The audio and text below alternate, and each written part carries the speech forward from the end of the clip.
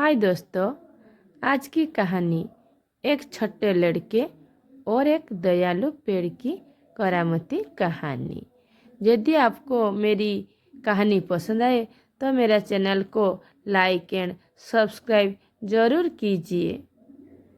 बहुत समय पहले की बात है। एक बहुत बड़ा सेव का पेड़ था। एक छोटा लड़का हर रोज इसके आसपास आना और खेलना पसंद करता था। वो पेड़ की चोटी पर चढ़ गया, सेव खाया और छाया के नीचे छपकी ले ली। वो पेड़ से प्यार करता था और पेड़ उसके साथ खेलना पसंद करता था। समय बीतता गया, छोटा लड़का बड़ा हो गया था और वो अब हर दिन पेड़ के आसपास नहीं खेलता था। एक दिन लड़का वापस पेड़ के पास आया और उदास लग रहा था। आओ और मेरे साथ खेलो, पेड़ ने लड़के से पूछा। लड़के ने उत्तर दिया, मैं अब बच्चा नहीं रहा। मैं अब पेड़ों के आसपास नहीं खेलता। मुझे खिलौना चाहिए। मुझे उन्हें खरीदने के लिए पैसे की ज़रूरत है। क्षमा करें, लेकिन मेरे पास पैसा नहीं है। लेकिन आप मेरे सारे सेव चुन सकते हैं और उन्हें बेच सकते हैं, तो आपके पास पैसा होगा। लड़का बहुत उत्साहित था। उसने पेड़ पर लगे सारे सेव तोड़ लिए और खुशी खुशी चला गया। सेव तोड़ने के बाद लड़का कभी वापस नहीं आया। पेड़ उदास था।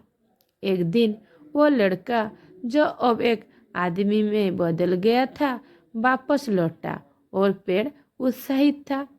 पेड़ ने कहा, आओ और मेरे साथ खेलो। मेरे पास खेलने का समय नहीं है। मुझे अपने परिवार के लिए काम करना है। हमें आश्रय के लिए एक घर की ज़रूरत है। क्या आप मेरी मदद कर सकते हैं? माफ़ करें, लेकिन मेरे पास कोई घर नहीं है।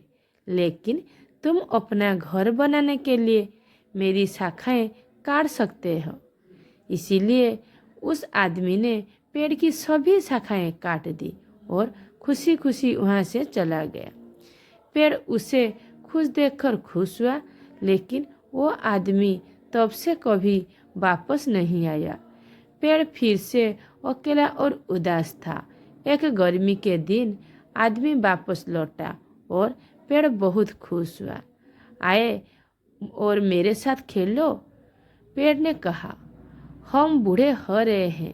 मैं खुद को आराम देने के लिए नौकायन पर जाना चाहता हूँ। क्या आप मुझे एक नाव दे सकते हैं? आदमी ने कहा था। अपनी नाव बनाने के लिए मेरी सूंड का उपयोग करो। आप दूर तक यात्रा कर सकते हैं और खुश रह सकते हैं।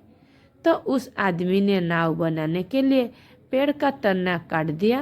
वो नौकायान पर गया और लंबे समय तक कभी नहीं दिखा। आखिरकार वो आदमी कई वर्षों के बाद वापस लौटा। क्षमा करें मेरे बेटे, लेकिन मेरे पास अब तुम्हारे के लिए कुछ भी नहीं है।